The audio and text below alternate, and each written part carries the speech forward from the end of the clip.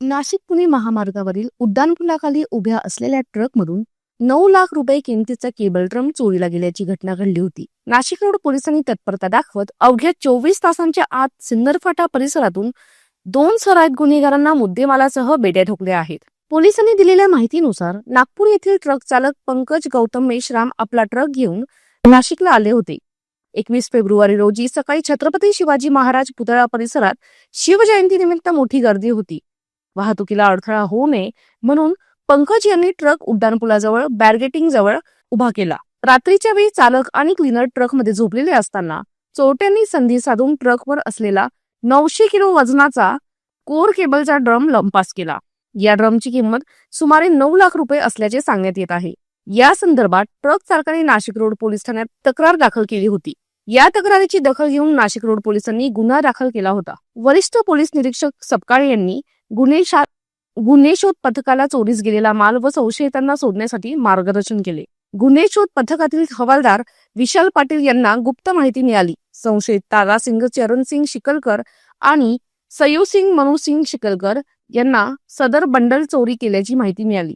त्या अनुषंगाने गुन्हे शोध पथकाने हवालदार सागर आडणे, महेंद्र जाधव, अरुण गाडेकर, रोहित शिंदे, योगेश राणे यांनी सिन्नर फाटा परिसरात सापळा रचून संशयितांना शिताफीने ताब्यात घेऊन त्यांनी बंद पडलेले रेल्वे वसाहतमध्ये लपवलेले 9 लाख रुपये किमतीचे 12 कोर अंदाजे 1000 मीटर लांबीची काळ्या रंगाची केबल जप्त करून ताब्यात घेतली. पुढील तपास वरिष्ठ पोलीस निरीक्षक जितेंद्र सपकाळे यांच्या मार्गदर्शनाखाली हवालदार विशाल पाटील या प्रकरणाचा पुढील तपास करत आहेत.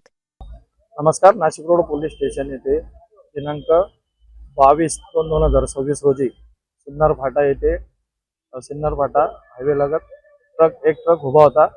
त्यातून रेल्वे केबलची जी केबल वायर साधारण 900 किलो वजनाची तसेच 1000 मीटरची साधारणतः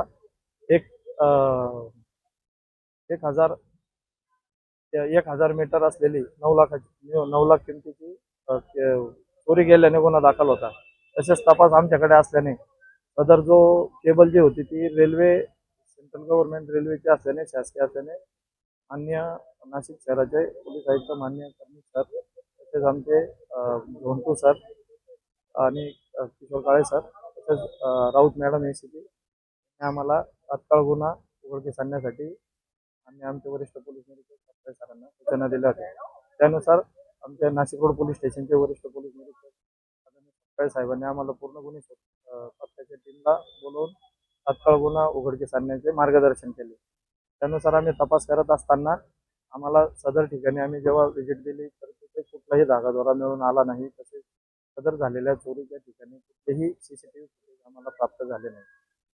तरी देखील आम्ही सदर गुन्ह्याचा तपास करत असताना आम्हाला स्वतःला गोपनीय माहिती मिळाली की नाशिक रोड परिसरातील सिन्नर फाटा परिसरातील शिकलकरी वस्तीकर मधील तारासिंग शिकलकरीकर तसेच यशसिंग शिकलकर असे 2 यांनी संशयितांनी सदर गुन्ह्यातील केबल चोरली असून त्यांना आम्ही टीमसोबत आमच्या पथकासोबत आम्ही ताब्यात घेऊन सदर चोरीस गेलेला 100% माल आम्ही रिकव्हर करण्यामध्ये यशस्वी झालो.